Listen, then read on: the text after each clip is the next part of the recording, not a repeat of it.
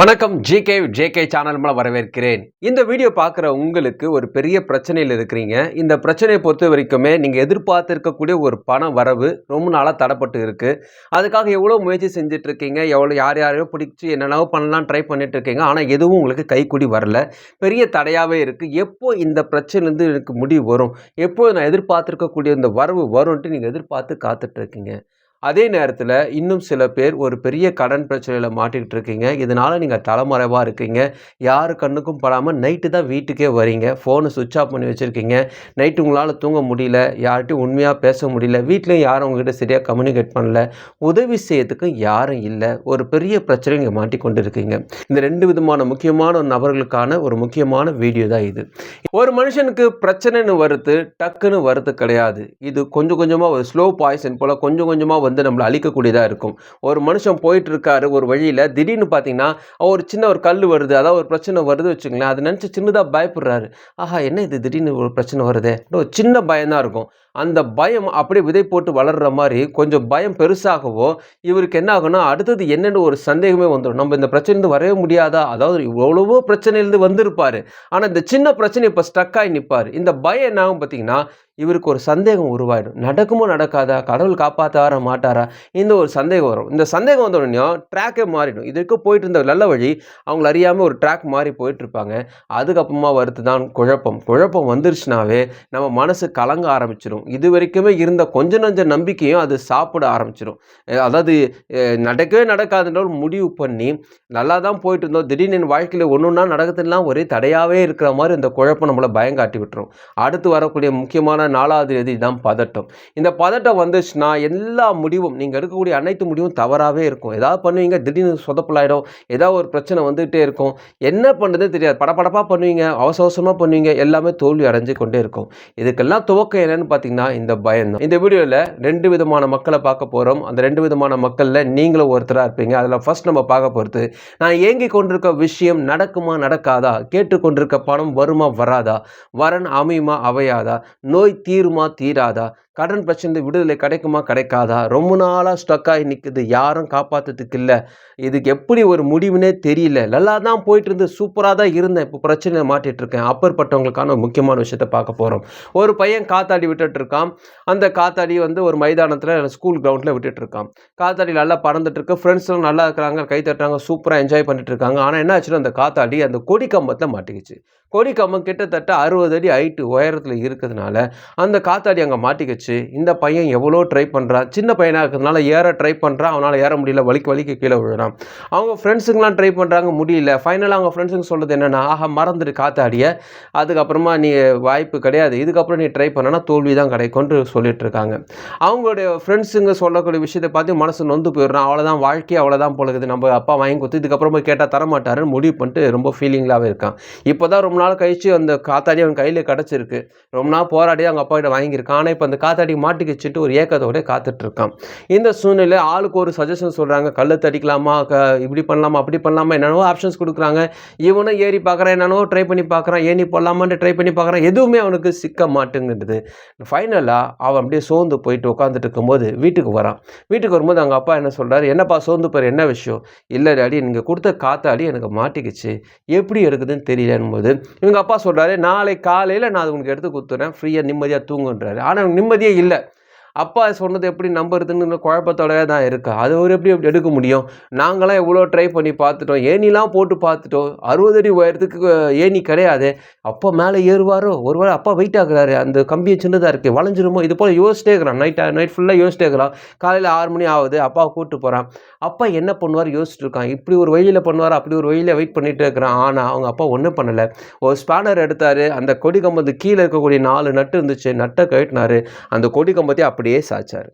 இந்த பையனுக்கு ரொம்ப ஆச்சரியமாக இருந்துச்சு. இந்த ஆங்கிளில் நம்ம திங்க் பண்ணே இல்லையே, இது புதுசாக இருக்குன்னு நம்ம திங்க் பண்ண ஆரம்பித்தான். அவங்க அப்பா என்ன பண்ண, அந்த கொடி கம்பத்தையும் அப்படியே சாய்ச்சி அந்த முனையை அவன் காலு கீழே கொண்டு வந்து அந்த காத்தாடி அவன் கையில் எடுத்து கொடுத்தாரு. இந்த விஷயத்தை பொறுத்த வரைக்குமே நீங்கள் எதிர்பார்க்கக்கூடிய விஷயம் இப்படி தான் நடக்கும், இப்படி தான் யாராவது காப்பாற்றுவாங்களா, கடவுள் இப்படி வழி செய்வாரா, அப்படி வழி செய்வாருன்ட்டு ஒரு ஏக்கத்தோடு தடைகளுக்கு மத்தியில் காத்துட்ருக்கீங்க இல்லையா? கடவுள்கிட்ட ஒரு விஷயத்த கொடுத்துட்டிங்கன்னா, அது 100% நம்ப ஆரம்பிங்க. நம்முடைய சிந்தையில இப்போ பெரிய பயம் உங்ககிட்ட இருக்கு. சந்தேகம் இருக்கு, குழப்பம் இருக்கு, பதட்டம் இருக்கு. இந்த சூழ்நிலையில நீங்க எல்லா விஷயத்தையும் நிதானமா சிந்திக்க முடியாது. அதனால சில விஷயங்கள நம்பிக்கையோட கடவுள்ட்ட குடுத்துட்டு வெயிட் பண்ணுங்க. உங்களுடைய சிந்தையில யோசிச்சு இப்படி நடக்குமா, அப்படி நடக்குமா யோசிக்கிறதுனால உங்களோட நேரம் தான் வேஸ்ட்டு. நீங்க அமைதியா குடுத்து கொஞ்சம் வெயிட் பண்ணுங்க. உங்களுக்கான வழிகள் சிம்பிளா முடிஞ்சிரும். நீங்க யோசிக்கிற மாரி இருக்காது. அது சிம்பிளாவே உங்க கடவுள் என்ன பண்ணாரு, உங்க காலு கீழ கொண்டு வருவாரு. ஈஸியா இந்த விஷயம் முடிஞ்சிரும். ஸோ 2வது நம்ம பார்க்க போறது கடன் பிரச்சனையில இருக்கிறவங்க. பெரிய ஒரு கடன் பிரச்சனை இருக்கு. எல்லாரும் என்ன தொரத்திட்டு இருக்காங்க. ஃபோன் ஆன் பண்ணாவே எக்கச்சக்கமா ஃபோன் திட்ட ஆரம்பிக்கிறாங்க. வீட்டுக்கு வந்து அவமானப்படுத்துறாங்க. இதனால நான் வீட்லயே இருக்கிறதில்ல. பார்க்ல தூங்குறேன். சினிமா தியேட்டர் வாசல்ல தூங்குறேன். எங்கெங்கலாம் இடம் கிடைக்குது அங்கலாம் தூங்கிட்டு நிம்மதியா இருக்கலாமேன்னு பார்க்குறேன். ஏன்னா நிம்மதியே கிடையாது. ரொம்ப அவமானமா இருக்கு. எல்லாரும் கடன்காரன்னு தொரத்திட்டு இருக்காங்க. ரொம்ப பிரச்சனையா போகுது. வீட்ல நிம்மதியே இல்ல. ஓடிட்டு இருக்கேங்க. ரொம்ப அவமானத்து மத்தியில ஓடிட்டு இருக்கேன். அந்த சூழ்நிலை நீங்க இருந்தீங்கன்னா, உங்களுக்கும் வாய்ப்பு இருக்கு. ஒரு பூனைக்குட்டி என்ன பண்ணுது, அவங்க ஃப்ரெண்ட்ஸோட விளையாடிட்டு இருக்கும்போது, அவங்க நல்லா விளையாடிட்டு இருக்காங்க. திடீர்னு சில நாய்கள் அந்த பூனைக்குட்டிய தொரத்த ஆரம்பிக்குது. கூட இந்த ஃப்ரெண்ட் என்ன பண்ணாரு, அவ கூட தான் ஓடி வந்தான். திடீர்னு பார்த்தீங்கன்னா, வழி மாறி அவன் எஸ்கேப் ஆயிட்டான். தனியா அந்த பூனை மாட்டிக்கிச்சு. தொடர்ந்து நாய் தொரத்துது. எல்லா நாயும் இத தொரத்திட்டுருக்கு. எங்க நாய்கிட்ட அடிபட்டு நம்ம போயிடுவோம்ன்ட்டு பயத்துல அந்த பூனை ஓடிக்கிட்டே இருக்கு. என்ன பண்ணுதுன்னு தெரியல. ஒரு கம்பம் மேல ஏறி நின்னுருச்சு. ஆனா சுத்தி நாய். எல்லாம் லொல்லுன்னு கடிச்சிட்டு இருக்கு.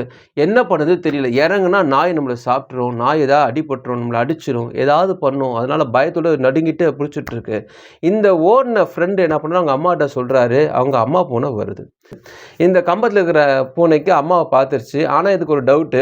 அம்மா ஒரு பூனை. ஆனா சுத்தி இருக்கிறதுல பெரிய பெரிய நாய். எப்படி இத தாக்க முடியும்? எப்படி நம்மள காப்பாத்த முடியும்? வாய்ப்பே இல்லையே!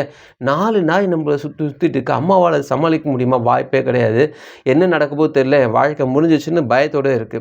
ஆனா அம்மா பூனை அதுவரைக்கும் பொறுமையா வந்திருந்து இந்த நாய் பக்கத்துல வரும்போது ஒரு புலியா மாறுது. அப்பதான் அந்த குட்டி பூனை பார்த்துச்சு. பயங்கரமா சீற ஆரம்பிச்சுச்சு. ஒரு புலி போல பயங்கரமா சீறி அந்த நாய்கள தாக்குறதுக்காக நின்னோனே எல்லா நாயும் பயந்து ஓட ஆரம்பிச்சுச்சு. அப்ப அந்த குட்டி பூனைக்கு ஒண்ணுமே புரியல. ஏய் நம்ம அம்மா ஒரு பூனையாச்சு. எப்படி திடீர்னு உங்களுக்கு முகமே மோசமா மாறிடுச்சு? என்ன இவ்ளோ ஒரு பயங்கரமான ஒரு வெறி பிடிச்ச மாரி ஆயிட்டாங்கன்ட்டு அப்பதான் அவருக்கு அதோட அம்மாவுடைய முழு பலனே அப்பதான் அவருக்கு தெரியுது. அப்புறமா என்ன பண்ணாங்க, எங்க அம்மா போகுது, "நீ வா கீழன்னு" வரத்துக்கு பயந்துட்டு நிக்குது. அப்புறமா அம்மா மேல போகுது. அந்த பூனைய புடிச்சு வாயில கவ்விட்டு கீழ இறக்கி கீழ கொண்டு வருது. இப்போ இந்த கதையில சொன்ன விஷயங்கள் போல தான் நம்முடைய வாழ்க்கையிலும் நம்ம ஒரு பெரிய பிரச்சனை இருக்கிறோம்னா, கடவுள நம்ம எப்படி திங்க் பண்ணி வச்சிருக்கோம்? சாதாரண ஒரு மனுஷன் போல நம்ம திங்க் பண்ணி வச்சிருக்கோம். இந்த பிரச்சனையெல்லாம் பெருசு, கடவுள் ரொம்ப சின்னவரு. அவரால இத ஹேண்டில் பண்ண முடியாது. அவர் நேரம் பார்த்தா வேலை செய்வாரு. அவரால இந்த எல்லைக்கு மேல அந்த வேலை செய்ய முடியாது. இது போல சில கட்டுப்பாடுகள் மனசுக்குள்ள வச்சிருந்தீங்கன்னா, அதெல்லாம் கிடையவே கிடையாது. நீங்க தைரியமா இருங்க. நீங்க நம்பிக்கையா இருங்க. உங்க நம்பிக்கை தான் உங்க கடவுள் எவ்வளவு பெரியவர்ன்னு உங்கள அறிவிக்க முடியும். கடவுள் ரொம்ப பெரியவர், மிகப்பெரியவர். நீங்க நினைச்சு கொண்டிருக்கிறத காட்டிலும் மிகப்பெரியவர். அவர் கோவப்பட்டார்னா, உங்களோட எதிரிகள்லாம் ஒண்ணுமில்லாம போயிடுவாங்க. அதனால அவரோட இன்னொரு முகம் உங்களுக்காக காத்துக் கொண்டிருக்கிறது. நீங்க நம்பிக்கையா இருக்கணும். தைரியமா இருங்க. இந்த பிரச்சனையிலிருந்து கொண்டு வரதுக்காக அவர் எல்லா விதமான கோபத்தோடும் உங்க எதிரிகளை தாக்க தயாராக்குறார். அவர் உங்களுக்காக எல்லாவற்றையும் செய்ய தயாராக்குறார். உங்களை காப்பாற்றணும் முடிவு பண்ணிட்டாருன்னா, எந்த பிரச்சனைனாலும் தகர்த்து போட்டு உங்களுக்கு கீழ இறக்கி உங்க வாழ வைப்பார். அதனால நம்பிக்கையா இருங்க. கடவுளை ஏதோ ஒரு பொட்டிக்குள்ள வச்சிருக்காதீங்க. உங்க கடவுள் பெரியவர். நீங்க நம்பிக்கொண்டிருக்க தெய்வம் பெரியவர். அதனால நம்பிக்கையா இருங்க. சிந்தையில பயம், சந்தேகம், பதட்டம், குழப்பம் இது போல நீங்க ஒரு குழம்பிட்டு இருக்கிறீங்கன்னா, முதல்ல நீங்க புரிஞ்சுக்கணும் விஷயம், இவைகள் எல்லாம் உங்களை தாக்கக்கூடிய எதிரிகள். நீங்க நல்ல வழியில் தான் போயிட்டுருக்கீங்க. நம்பிக்கையான ஒரு பாதையில் தான் போயிட்டுருக்கீங்க. இதெல்லாம் தாக்கும் பொழுது, இது போல சந்தேகங்கள், பயங்கள்லாம் வந்து உங்களை வழி மாற வச்சுரும். அதனால நம்பிக்கையா இருங்க. நம்பிக்கை மட்டும் தான் உங்களுடைய பிரச்சனையிலிருந்து நீங்க வெளிய வர முடியும். இது போல நெறைய வீடியோஸ் நான் போட்டிருக்கேன். தொடர்ந்து பாருங்க. இது போல பார்க்கும்பொழுது உங்களுக்கு நம்பிக்கை உருவாகும். கடவுள் மேல் நம்பிக்கை உருவாகும். உங்கள் மேல் நம்பிக்கை உருவாகும். இந்த பிரபஞ்சத்தின் மேல் நம்பிக்கை உருவாகும். இந்த பிரபஞ்சம் உங்களுக்கு உண்டான அனைத்து விதமான ஆசீர்வாதங்களும் ஒண்ணு ஒண்ணா கொண்டு வந்து உங்க வாழ்க்கையை முற்றிலுமாய் மாற்றும். இந்த வீடியோ பார்த்து முடிச்ச பிறகு உங்க வாழ்க்கையில நிறைய விதமான அறிகுறிகள் நடக்கும். நல்ல விதமான செய்திகள் கேட்க போறீங்க. உங்க வாழ்க்கை முற்றிலுமாய் மாறப்போகுது.